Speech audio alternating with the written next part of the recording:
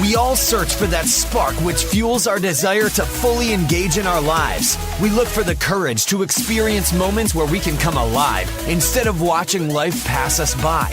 You're listening to the Front Row Factor, leaving fear and insecurity behind by exploring stories of top performers that are living life in the front row.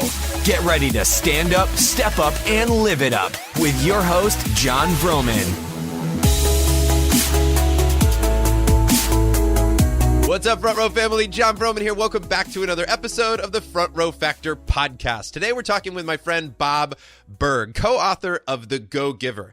Now, back in July of 2010, I first read this, and it has had a huge impact on my business, my income, and almost every area of my life. I've given away many copies, and my friends have said this is an awesome book. Now, over 800 other people would agree as they've given him a 5-star rating on Amazon, and that this book has sold over 500,000 copies and has been translated into over 21 languages.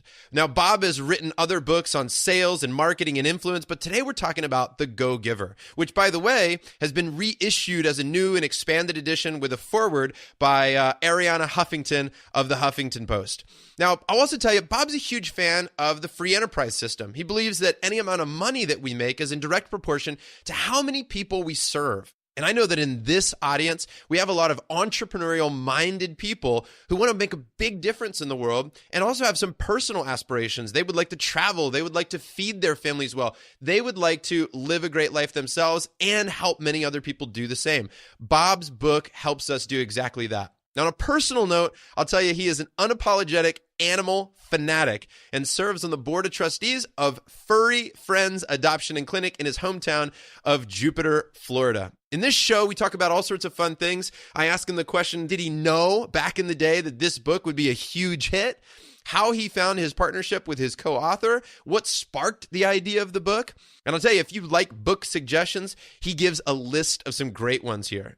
And of the 5 laws of stratospheric success, which he writes about in this parable, which one is the most important? I ask him, can you give too much? And he reveals an awesome answer of the best way to say no. And finally, what's great is Bob does say in the interview, he says, John, that's a great question. And these are my favorite words. So what question did I ask? Well, let's get to it. Meet my friend, Bob Burg, co-author of the goGiver. All right, ladies and gentlemen, we're here with Bob Burg. Hello, Bob. Good morning. Hello, John. Good morning to you. Hey, man, we're so excited that you're here today. Thanks for carving out some time. Oh, my pleasure. My pleasure. So, Bob, I've got to know, and actually, I know a little of this, but I want my audience to hear what's going on in your life right now that's exciting and fun. What are some highlights of the Bob Burg world these days? Lots of good stuff. We have a new book that was just released called The goGiver Leader, which is sort of a sequel. It's a different book, but set in the same fictional town as our previous book, John David Mann's and my previous book, The goGiver. So I think anytime you have a new book out or a new project out, it's exciting. Yeah. Now, what does a promotional schedule for you look like these days with the goGiver Leader? Are you speaking a little bit extra? Are you doing a few more podcast interviews? What's life like for you? More the podcast interviews. When I have a new book out. Now, here's the interesting thing. The goGiver itself has been out since 2008, early 2008. Of course, when it first came out, doing interviews all over, that's part of what you need to do to promote a book. But I've still managed to do about 2 or 3 interviews a day on that book, about 5 days a week, because to me, it's a never-ending process when you have something you believe in and something that you are committed to getting the message out. So that book has sold over 500,000 copies. Much of the reason it's given as a gift book, but I think it's because we've kept it out there in the public eye actively. So right now for the goGiver Leader, sure, we're doing the big full court press, if you will, but we'll continue to do that and do it very steadily. So, Bob, I'm holding the goGiver in my hands for those of you listening and can't see our interview today. And I will tell you that in the back, whenever I read a book, I sign when I read it. And this was it was July 22nd of 2010. And this book was a game changer for me. So to be interviewing you today is a real honor. And I thank you for writing this book. Thank you. Bob, when you wrote this with John David Mann, who we'll have on the show, by the way, talking about the goGiver Leader, when you wrote this book, did you know this was going to be a home run? Now, I know you're humble. I know that you are a very humble guy, but do you have it in your hands and say, this is going to change the world? Well, first of all, thank you for the compliment about being humble. I don't know that I'm humble or not. I certainly appreciate being thought of that way, but I don't think that being humble, if you will, contradicts being confident. Right. And so I felt as though this really was going to hit. I thought the idea of it was the right time. And also, I had an amazing co-author in John David Mann, who, as you'll find out when you interview him, he is a magnificent storyteller. So I felt that, having John as the lead writer, the basic premise of the book, the timing, and the fact that I was willing to work very hard at getting that out there and at least getting it out there into the ethers and into the public, I thought it had a shot at catching on. It's done so well. I'm looking at it on Amazon right now. 862 4.8 out of 5-star reviews. That's just awesome. That's just so great. How did your partnership with John David Mann come to be? Let's see. John was the editor-in-chief of a magazine I used to write for, and I wrote a monthly column for them. And he was such a great editor, and it was really funny because John is a guy who, again, he is so brilliant, but he's so low-key. I mean, he's just a regular guy. You never know that this guy's like as smart as Sheldon on, what's that show, on the Big Bang Theory, Big Bang Theory, yeah. But you never know it from speaking with him. He's just such a good guy. Yeah. But he would always write back and with the edits and so forth. So, I made a change here. I did this here, which most editors don't necessarily do. I mean, they've got a tough job. They're doing a lot of things, but he always took the time. But what was always funny, and our running joke became that I'd send him back an email and say, John, not only is this okay, you write my stuff better than I write my stuff. Yeah. People who were kind of in the know in that particular niche knew that John was a real genius. He wasn't as known as he is now. Now this guy has so many books on the New York Times bestsellers list. He's the co-editor or co-author and ghostwriter of choice for everyone now. I mean, but back then he was still busy in his particular niche. And he really didn't have time to even look at this. And we had never met in person, by the way. We had just established a relationship through email, through his editing. But he said, he said to Anna, his fiance at the time, now his wife, he said, I don't have the time to do this, but, it's Bob. I mean, he's such a great guy, And so it all goes back to that, all things being equal, right? People will do business with and refer business to those people they know, like, and trust. Now, the relationship that we had isn't what caused him to do it. It's what caused him to take a look at it. And then he kind of came up. And then actually, he and Anna were visiting her mom in Tampa, which is across the state from me. I'm in Jupiter. They actually drove over. We had dinner and talked for about 3 hours on what we envisioned for the book. They took it back. And about 3 weeks later, he called me and said, I think we've got something here. That's cool. Yeah. That's so cool. Yeah. I don't think we met until a year later or a year and a half when we actually did the audio version. That's so great.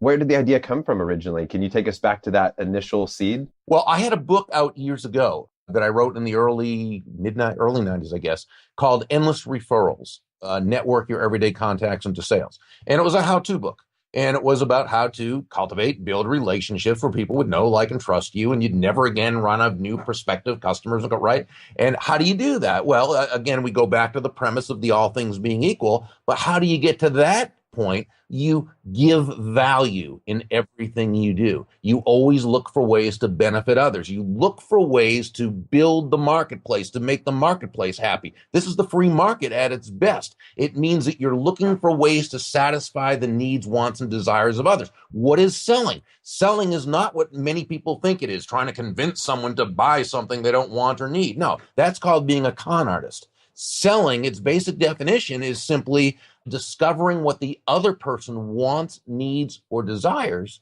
and helping them to get it. That's right. Right. So you take that premise, and I thought, wouldn't it be great, though, to put it in a little story? Because I was a lover of parables, right? Yeah. I don't know how many I read, but on airplanes, I'm a speaker, so I'm always flying, right? So how many parables did I read within a flight somewhere? And wouldn't it be great to do that? So I came up with the title of the goGiver, and a little bit of a story outline. But once I got together with John, it was, we totally redid it.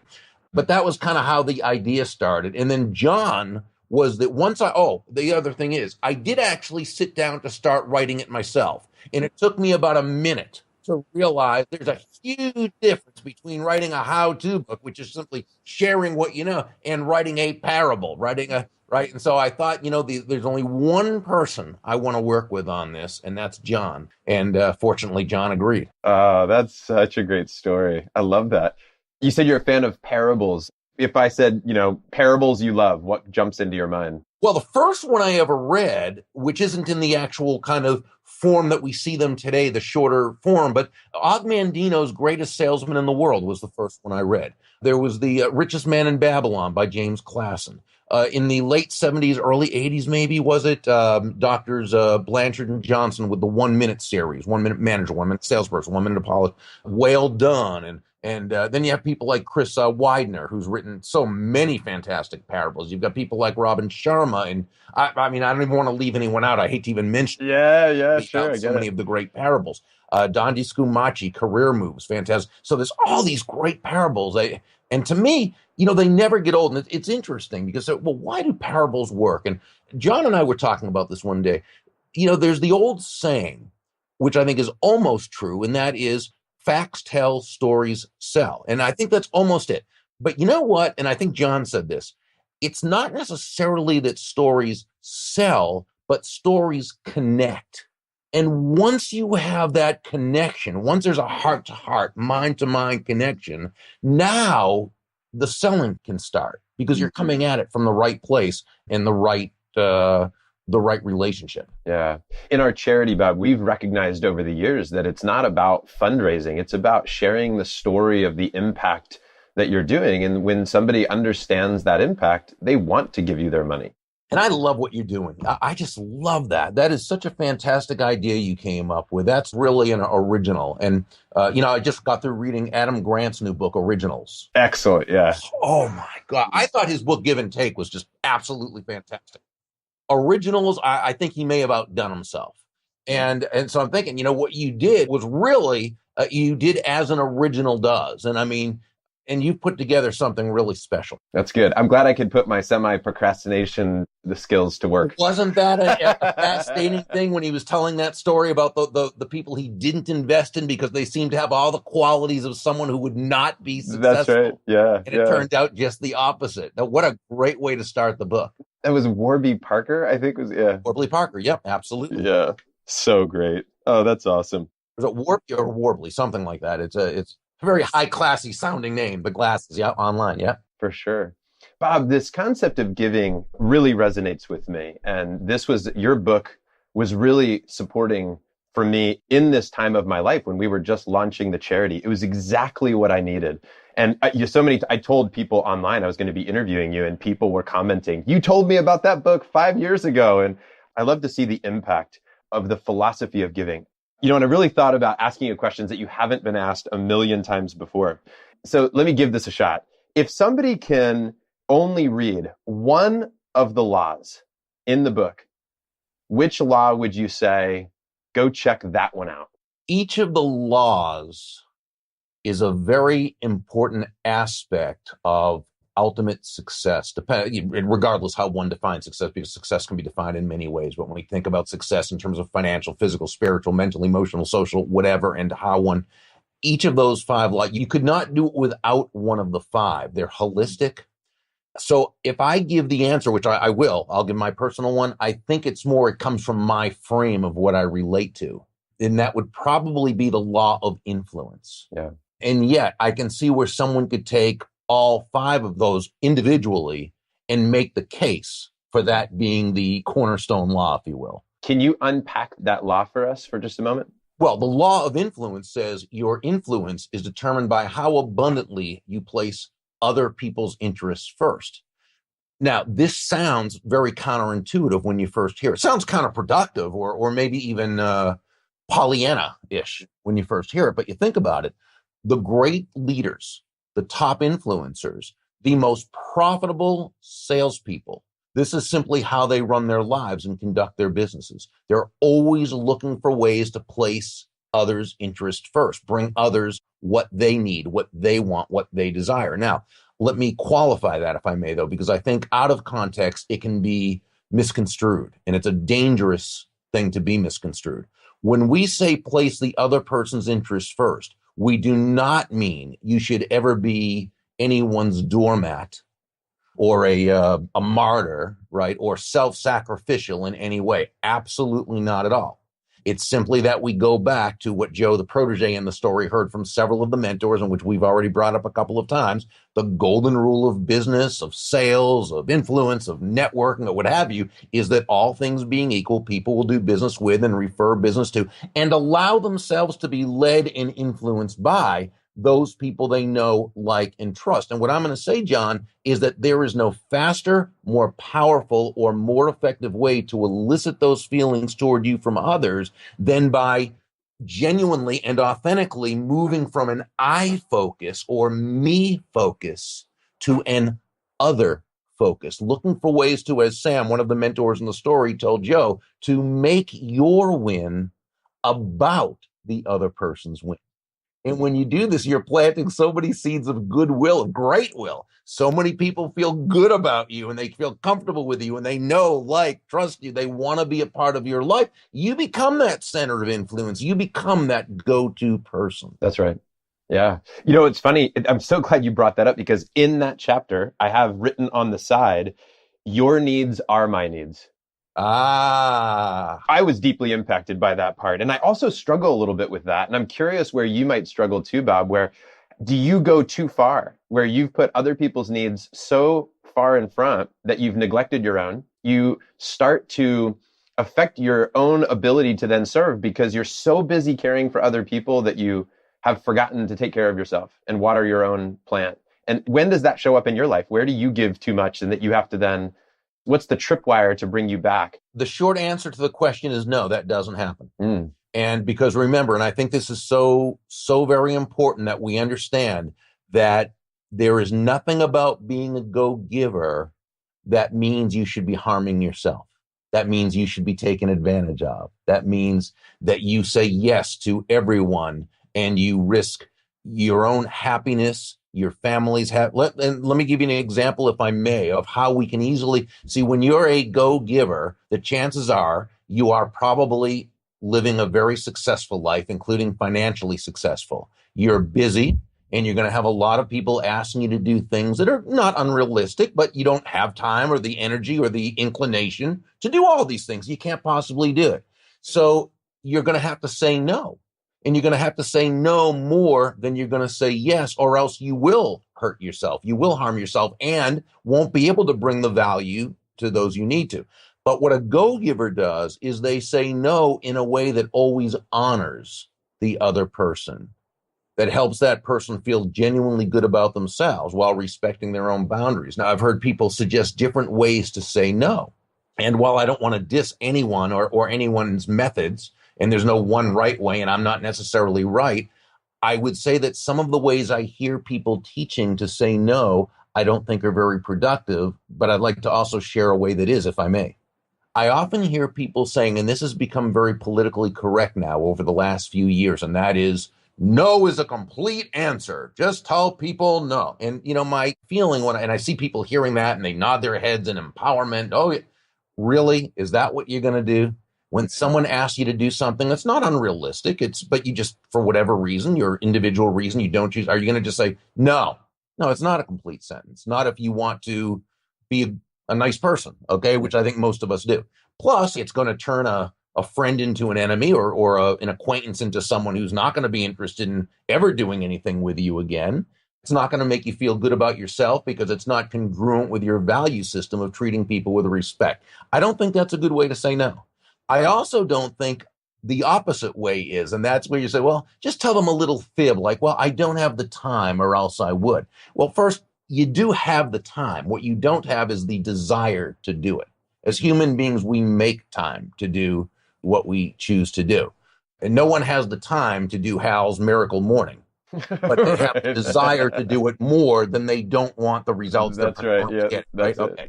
And also, if you say you don't have the time, aside from kind of fibbing to yourself, which never feels good, the other person's going to probably have an answer to that. And when they persuasively share why time isn't an issue, then you've either got to admit that you were fibbing, which is going to kind of make them mad at you and you're not going to feel good, or you've got to save face by accepting the gig. Again, it's something you don't want to do, nor should you, unless there's some moral reason why you should. And let's assume that's not the case. So here's how to do it. If someone will follow this one suggestion, if you will, it's going to free them up for the rest of their lives from doing things. They're listening now. Someone asks you to serve on a committee. And again, for whatever reason it is you don't want to, whether you feel you have the time, energy, whatever, it doesn't matter. It's your personal reason you don't want to do it. What you simply say is, thank you so much for asking.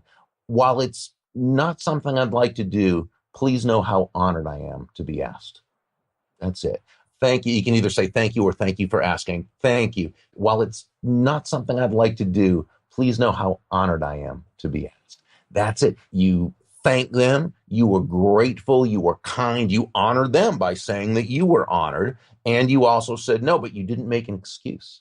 You didn't give them something to grab onto. Now, if someone, because they're used to being able to kind of bully you or get their way and they say, oh, but come on, you simply, with a kind smile, not defensiveness, you don't interrupt, you let them finish, and then you simply say, oh, I'd rather not. But again, thank you so much for asking.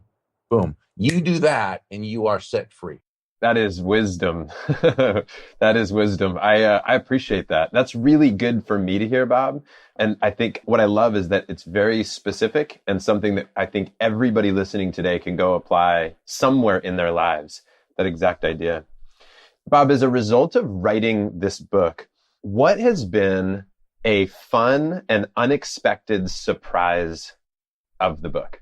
Well, the fun part and surprise, because you don't know that you're going to get these comments, but when someone tells you that this made such a huge difference, or I finally see where it's okay to receive and to be abundant. But I got to tell you, when you bring that up, you bring up a great question. When someone tells me that they had it as a family reading time with their kids. Ah, cool. Yeah.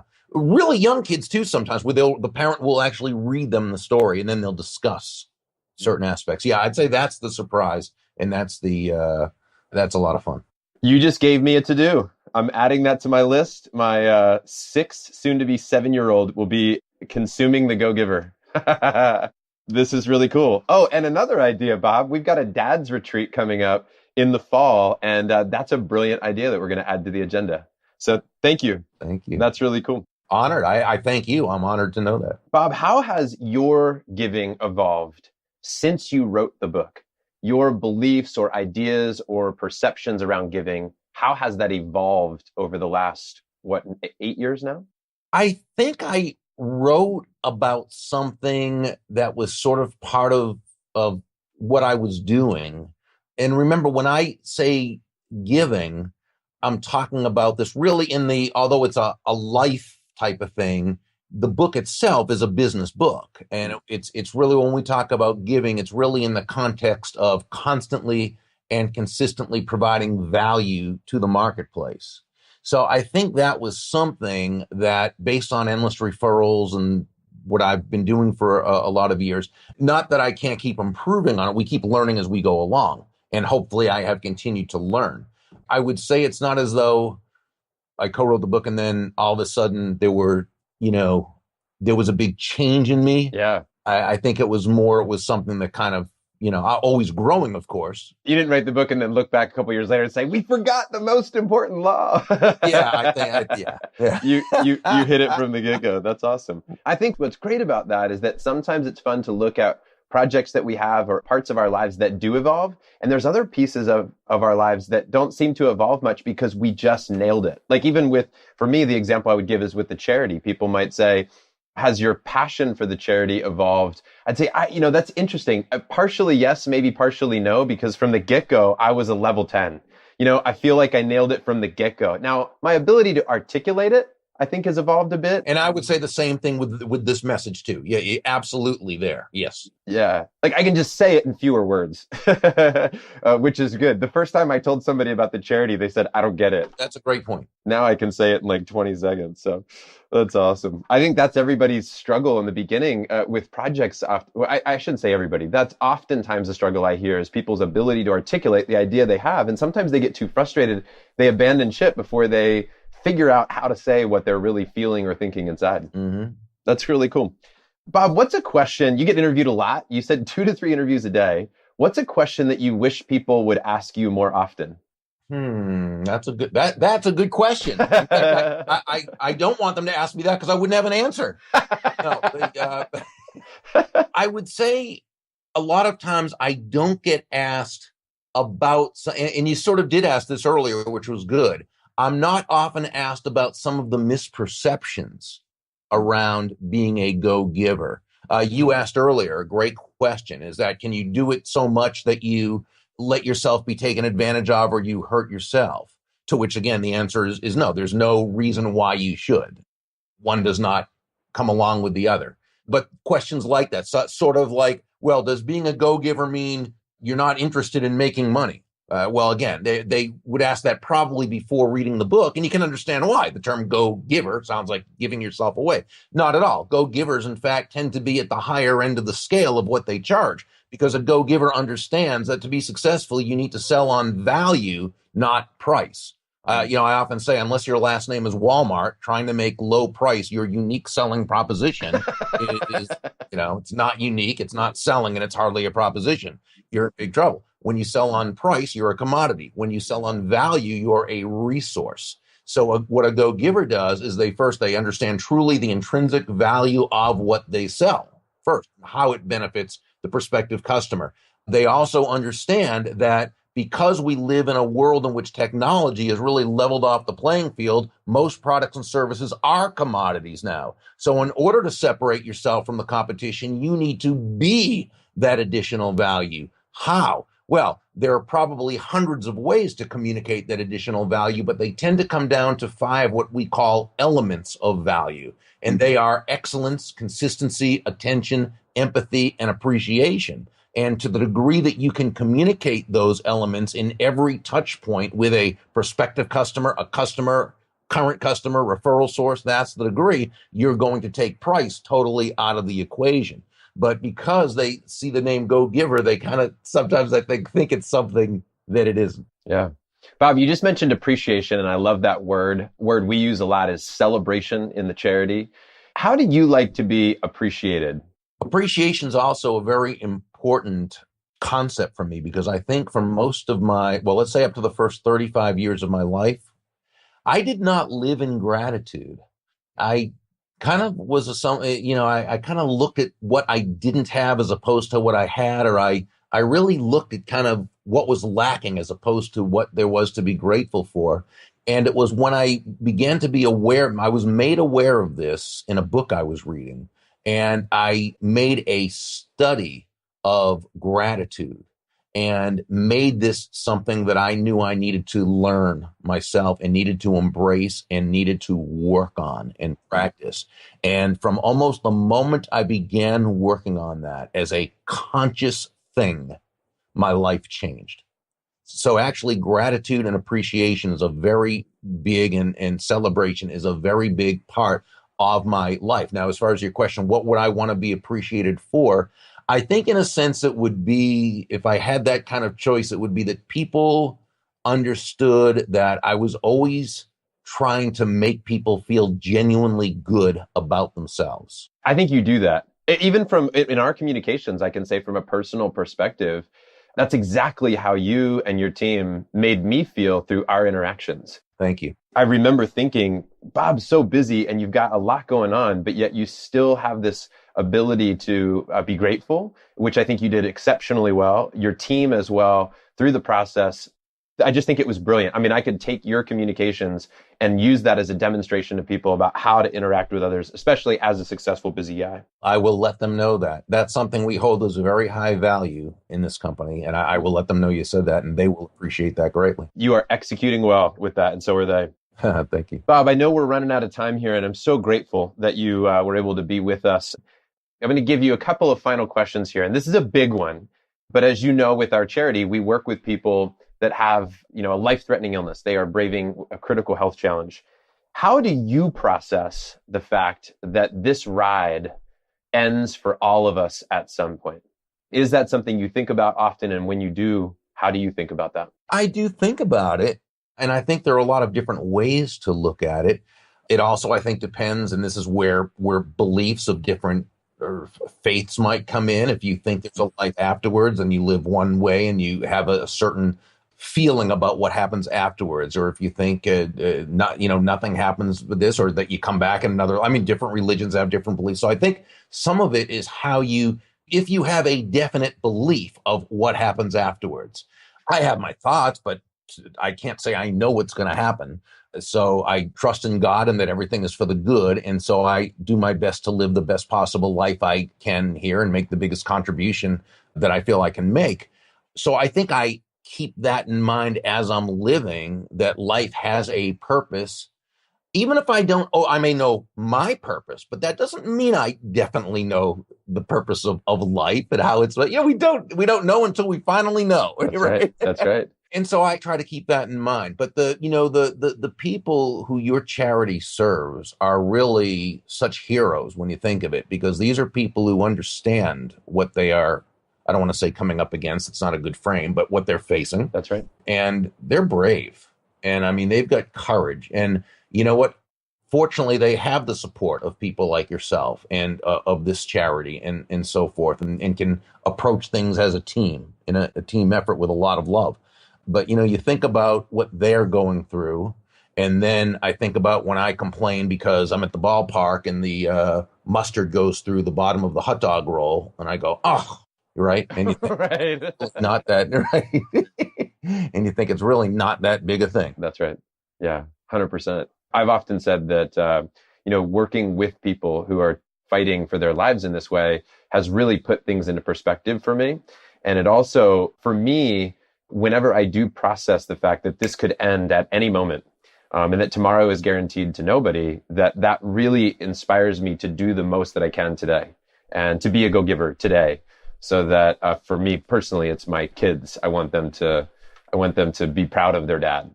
If it all got taken away today or it all ended today, I'd want them to feel that. Well, and that's a big part of your value system. Yeah. And I think happiness, and when you think about it, we all live in order to be happy. I mean, as human beings, we make decisions based on what we believe has the best chance to bring us happiness. I believe that happiness is a feeling of ongoing peace of mind, the result of living congruently with one's values. That's right. Huge. Right. When our actions are congruent with our values, we tend to be happy. Bob, in the end, what would you want to be most remembered for? How do you want people to remember you? It's, in a sense, to me, it's carrying on the legacy of my dad, who's still with us at 92, and who's been, he, along with my mom, have just been such fantastic examples for me. One thing I always noticed about my dad is that he always genuinely and authentically had a way of making people feel good about themselves. He brought out the best of others. He instilled confidence in others. I've tried to duplicate that, but I would say I've imitated. I don't think I've duplicated. I continue to try to do that. And so I think that's my goal, is to carry on my dad's legacy and do the best I can to bring out the best in others in a kind and genuine way. If there was one value that your father instilled in you that you're most grateful for, what comes to mind? Would it be that confidence? It would actually be, I'd say, that combination of gratitude. I've never known someone who was so grateful for everything he had in life. And he came from a very, very desperately poor immigrant Americana type of, background, depression, and before the depression and so forth. And so gratitude, a lot of confidence, but also that feeling of wanting to make others feel good about themselves. That was always something I just always noticed. And he was that way with his kids. He and my mom have a wonderful marriage. They're about to celebrate their, I think, 59th or 60th, 59th, I think, anniversary. Wow. Adore each other. And if I could duplicate that kind of life, that's, that would be it. Fantastic. One word or one sentence only answer to these 4 questions. Ready? Gut reaction. Going for your heart here. All right. What's one book or documentary that you think, aside from the goGiver, of course, should be mandatory for all humans to consume? What book or documentary? Book by Harry Brown. For those of you who are not watching this on YouTube, you can see behind Bob, there is literally like 500 books that are stacked over there. The art of, oh gosh, It's my favorite book. And I even did a blog post on it, The Secret of Selling Anything. I've got to tell you, and I know you just wanted the one word or one sentence, but it's not so much that it's just about selling. It's an understanding of human nature, which is so beautifully illustrated and communicated in that book. I love it. Cool. I'll try to do one word answers or some. No, it's okay. It's great. It's perfect. Everything is perfect, Bob. You've been awesome. This has been such a blast. Thank you. Do you have a personal mantra or a favorite quote? I'd have to go with all things being equal. People who'll do business with and refer business to, those people they know, like, and trust. That's it. Yeah, it's beautiful. And last question. What live event do you most want to see in the front row? Well, you ask such great questions. That's music to my ears. That's my favorite thing to hear, by the way. What live event? Concert, sporting event, any type of theatrical performance. It could be anything. A personal growth conference. I love watching baseball. So, I would say the World Series game, the Marlins versus the Red Sox, since I'm originally from the Boston area. That's cool. Now in South Florida. Oh, great. Perfect. Those weren't real good answers. I didn't give you I should have been much sharper and on point with these. So I apologize, but these really made me think. And I tend to, even when it's supposed to be a from the gut thing, I find it really difficult not to think out an answer. Yeah. I'm sorry about that. Here's what's great, Bob. I think what's awesome is that I think there's a bunch of people that can relate to that idea of thinking out an answer. And we're all trying to tune into what our heart's saying and what our gut says. I think that's a quest for a lot of people. What's one thing, Bob, that you want to leave our guests with? A final comment, a question, an ask, a request, anything that you could say, hey, front rowers, go do this, or I invite you to do this. I think it's really just continuing to learn, continuing to read, continuing to grow. School is never out for the pro. And I think it's something that as long as we keep that in mind, I think we're always on the right track. Oh, that's awesome. Bob, I want to take a moment and just celebrate your life with our community right now. I want to honor you and appreciate you right now for all the work that you've done. I genuinely believe with all my heart, Bob, that you have made the world a much better place. And selfishly, I appreciate that because my boys are growing up in the world that you've shaped. Your book has been read by thousands and thousands of people who are giving bigger. And that ripple is hard to measure. That ripple is impossible to measure. But I know it and feel it in my heart that it's been a big, big difference. At least I can say for my community, I can 100% claim that. And for that, I'm truly grateful for you, Bob. Thank you so much, my friend. I will be following your journey. Our Front Row family will be following your journey and we'll be rooting you on. We'll be reading your books. We'll be sharing them with our friends. And I just thank you so much. Thank you. I can't thank you enough. You do such a fantastic job and bring so much value to so many. Keep up the great work, my brother. All right, Bob. Wow, that was awesome. I hope you enjoyed that chat as much as I did. Mr. Bob Burg, one authentic, genuine, cool human being. Make sure to check out thegogiver.com. That's thegogiver.com. Pick up a copy of his book. I read it back in July of 2010, and it impacted my business, my income, my personal life in so many different ways. Bob's encore episode is going to be out in just a few days. That's questions from you, the community, to Bob, and that's pretty awesome. If you want to ask questions, go to frontrowfriends.com, join our Facebook group, and you can post your questions there for future guests. Also, thanks for the love. We've got over 130 five-star reviews on this podcast. It's been an awesome ride so far. We brought you some incredible guests. Thanks for the love that you've been sharing. If you want to write a review, we'd love that. Go to frontrowfactor.com/review and tell us what you think. Hey, many of you have been asking about some of our live events. You know, if you're a speaker, a trainer, a presenter, or you want to be, check out speakertrainerexperience.com. The last 2 times that John Berghoff and myself have run this, it's been a sold out event and we've had a blast with it. So jump on the waiting list and we'll tell you when the next one comes available. Hey, if you're a dad out there listening, we just announced our Dad's Retreat this fall.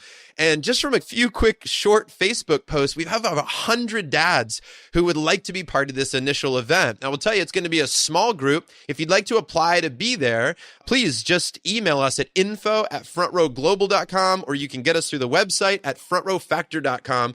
But if you're listening to this and you're a dad that thinks, hey, I've got lots of events that impact my business and these other things that I'd like to improve upon, but nothing for being a great dad, then this is a place that we would love to explore spending some time with you. And this is going to be an awesome event, a 2-day event, live dads retreat. So let us know if you want some more information with that.